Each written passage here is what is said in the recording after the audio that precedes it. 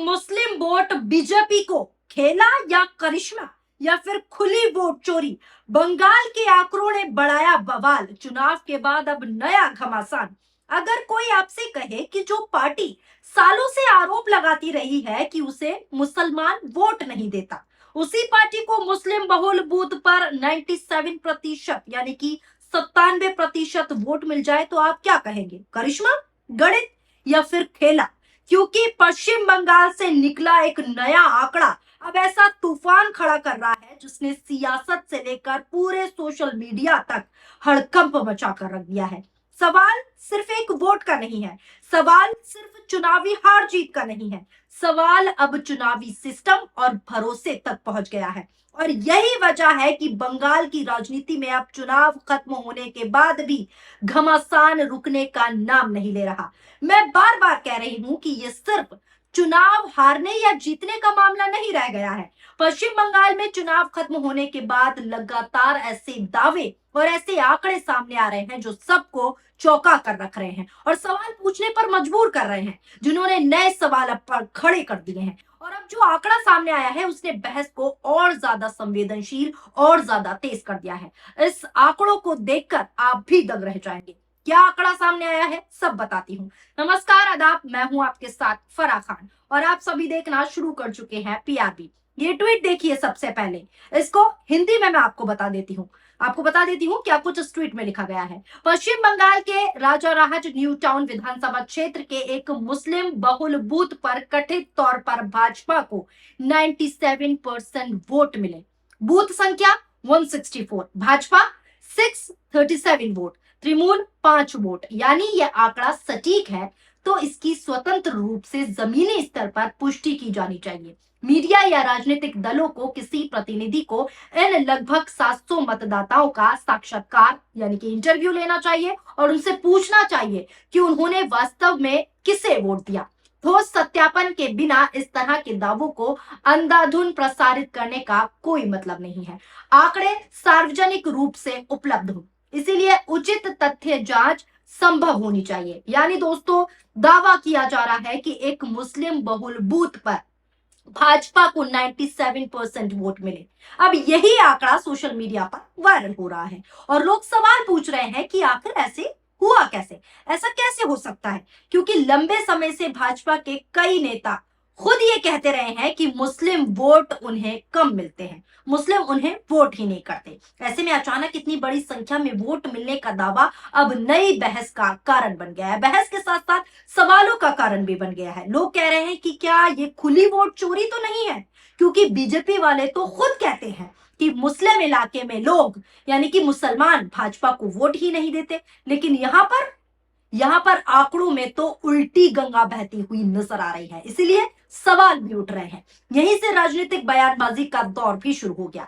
कुछ लोगों ने इसे जनता का बदला हुआ मूड बताया तो कुछ लोगों ने चुनावी प्रक्रिया पर सवाल खड़े करने जो है शुरू कर दिए हैं और उसकी पारदर्शिता पर भी सवाल शुरू कर दिए हैं। यहाँ तक कि कुछ कानूनी एक्सपर्ट्स और सोशल मीडिया यूजर्स ने अपने अपने दावे रखना शुरू कर दिए हैं। सवाल पूछे जाने लगा कि क्या ये सामान्य चुनावी ट्रेंड है या इसके पीछे कोई और कहानी छिपी हुई है। इसी को लेकर सुप्रीम कोर्ट के वकील यानी कि प्रशांत भूषण ने भी अपनी प्रतिक्रिया दी। प्रशांत भूषण ने कहा, मुस्लिम बहुल बूथ पर 97% मतदान भाजपा के पक्ष में होना ईवीएम में हेराफेरी, ईवीएम में बदलाव या चुनाव आयोग के रिटर्निंग अधिकारी द्वारा ईवीएम में दर्ज आंकड़ों से बिल्कुल अलग वोट घोषित करने का स्पष्ट परिणाम है।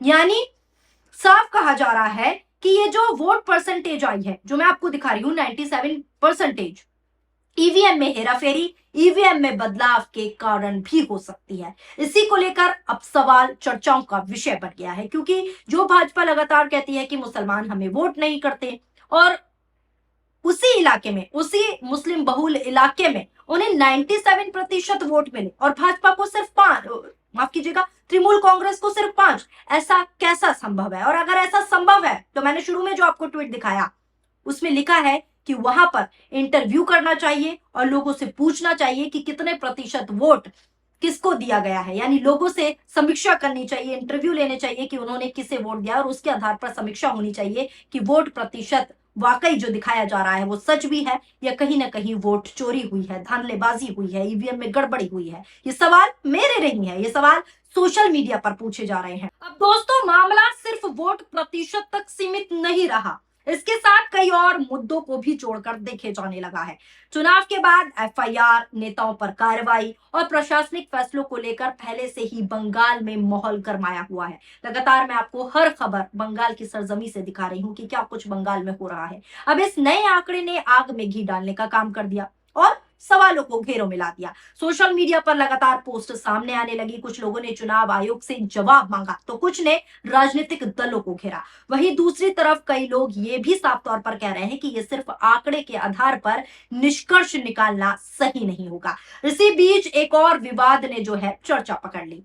पश्चिम बंगाल सरकार के लेटर हेड और भाषा को लेकर भी बहस शुरू हो गई। क्या बहस शुरू हुई वो भी बताती हूँ। कुछ लोगों ने सवाल उठाया कि कौन सी भाषा रखी गई और कौन सी हटाई गई। बता दें, पश्चिम बंगाल की नई भाजपा सरकार द्वारा आधिकारिक दस्तावेज यानी कि जो ऑफिशियल डॉक्यूमेंट्स होते हैं उस पर से विश्व बांग्ला लोगो हटाकर अशोक स्तंभ लगाने तथा लेटर हेड से हिंदी व उर्दू लिपियों को हटाने के बाद एक नया भाषाई व राजनीतिक विवाद शुरू हो गया। नए लेटर हेड और सरकारी वेबसाइट से पूर्ववर्ती तृणमूल कांग्रेस सरकार के विश्व बांग्ला लोगो था उसको हटाकर जो है भारतीय जनता पार्टी की सरकार ने यानी कि मौजूदा बांग्ला सरकार ने राष्ट्रीय प्रतीक अशोक स्तंभ को शामिल किया है। नए प्रारूप में बांग्ली और अंग्रेजी को तो रखा गया है, लेकिन टीएमसी शासन के दौरान इस्तेमाल होने वाली हिंदी और उर्दू लिपियों को हटा दिया गया है। भाजपा का तर्क है, हटाने का तर्क बता देती हूँ। भाजपा का तर्क है कि आधिकारिक दस्तावेजों के लिए राष्ट्रीय प्रतीक सबसे उपयुक्त है। वहीं तृणमूल कांग्रेस क्या कह रही है? तो तृणमूल कांग्रेस कह रही है इसे बांग्ली भाषाई पहचान और संस्कृति को मिटाने की साजिश की जा रही है। ये तृणमूल कांग्रेस का तर्क है। सोशल मीडिया पर इसे लेकर तरह तरह की प्रतिक्रियाएं आने लगी। हालांकि इस पर भी राजनीतिक रंग चढ़ गया। लोग अपनी अपनी तरीके से बातें करने लगे और बहस नई दिशा में निकल गई। लेकिन दोस्तों, कहानी यही खत्म नहीं हुई। बकरीद को लेकर भी बयान और गाइडलाइंस सामने आने लगे, जिसकी खबरें मैंने आपको दिखाई कि क्या कुछ गाइडलाइंस जारी की गई हैं। कुछ नेताओं की तरफ से नियमों और निर्देशों की भी बात हुई। किस तरीके से शुभेंदु अधिकारी ने निर्देश दिए वो भी मैं आपको बता चुकी हूँ पिछली खबर में। इसके बाद एक बार फिर सोशल मीडिया पर बहस शुरू हो गई। एक तरफ कानून व्यवस्था की बात हो गई है तो दूसरी तरफ लोगों ने कहा कि त्योहारों और सामाजिक सौहार्द के बीच संतुलन जरूरी है। यही वजह है कि हर छोटे मुद्दे अब बड़ी राजनीतिक बहस में साफ तौर पर बदलते दिखाई दे रहे हैं, क्योंकि त्योहारों का मौसम है, बकरीद आने वाली और ऐसे फैसले जब आते हैं तो चर्चाओं का विषय बढ़ ही जाता है। लेकिन इसी बीच कुछ ऐसी तस्वीरें भी सामने आई जिन्होंने अलग संदेश दिया। भीषण गर्मी के बीच कई जगहों पर लोगों को पानी, छाछ और राहत सामग्री जो है बांटते हुए मुसलमान लोग नजर आए। ये तस्वीर बता रही है कि राजनीति से अलग समाज का एक चेहरा ऐसा भी है, जहां पर हिंदू, मुस्लिम, सिख, ईसाई सब भाई भाई हैं, जो जरूरत के समय साथ खड़े होते दिखाई देते हैं। और फिर एक और खबर सामने आई जिसने लोगों को सोचने पर मजबूर कर दिया। ये ट्वीट देखिए। गर्मी के इस भीषण मौसम में देश के कई राज्यों में ऐसी तस्वीरें सामने आई हैं जहां मुसलमान समुदाय के लोग राहगीरों और जरूरतमंदों को पानी, शरबत और छाछ बांटते हुए नजर आ रहे हैं। ऐसी ही एक तस्वीर वडोदरा गोधरा हाईवे से भी सामने आई, जहां तेज गर्मी के बीच करीब 1000 लीटर छाछ और कम से कम लगभग 3000 पानी की बोतलें लोगों में बांटी गई। इस देश में जब भी इंसानियत की जरूरत पड़ती है, ये कौम अक्सर सबसे आगे खड़ी होती दिखाई देती है, यानी एक मैसेज भी पहुंचा रही है जनता। फिलहाल वोट परसेंटेज की अगर बात करें, जो मैंने खबर आपको शुरू में बताई, बंगाल से शुरू हुआ ये पूरा घटनाक्रम अब सिर्फ एक राज्य तक सीमित नहीं रहा।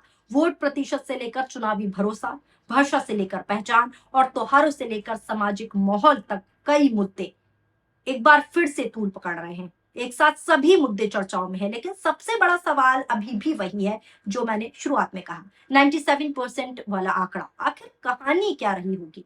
क्योंकि राजनीति में कई बार आंकड़े सिर्फ नंबर नहीं होते, वो बड़ा सवाल बन जाते हैं। और यहाँ जो 97% का जो आंकड़ा सवाल बन रहा है, उस पर प्रशांत भूषण जो वकील है सुप्रीम कोर्ट के वरिष्ठ, वो भी सवाल उठा रहे हैं। तो क्या जो वो सवाल कर रहे हैं कि क्या ये जो आंकड़ा है 97% का, क्या ये ईवीएम की गड़बड़ी है, क्या कोई बड़ी हेराफेरी है?